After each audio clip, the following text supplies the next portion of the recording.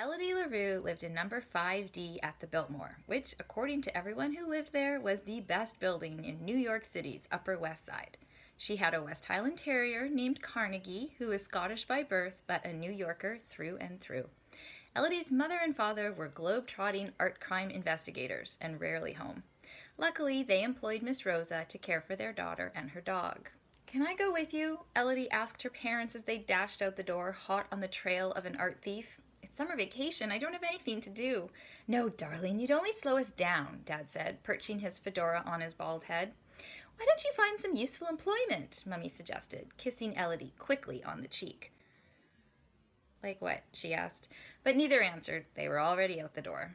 Elodie was too young to babysit, and dog walking wouldn't work. She wasn't allowed to go further than the wrought iron gates at the entrance of the building. She needed a job that she could do right here at the Biltmore.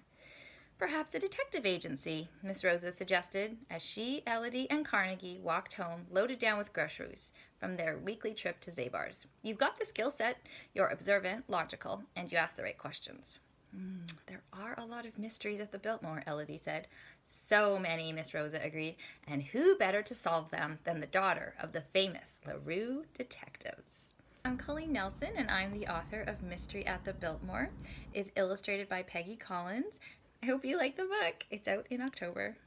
I want to take you through a bit of the process of what it's like to work on a cover for a book. And working on a cover is always a challenge. It's very fun to be one of the first people who gets to read the book outside of the editors and the authors and the people invested in the words first. I always get to feel like I'm part of a very secret little club of first readers, which is so much fun. It's one of the best parts about being an illustrator. So these are some initial sketches of Carnegie and Elodie.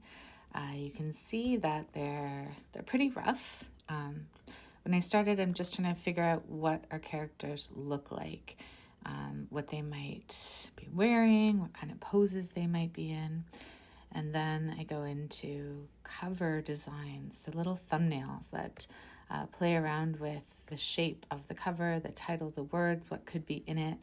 And then it works into the actual production of the cover, which this is a little video that shows it. It's not it's not going to show you the whole thing, but it shows you the steps in a very sped up format in how I build the cover out. So I really like the arches in this building. So a lot of the interior illustrations will have these as well. But you can see I bring in some of my character sketches into the production, and there we have the cover.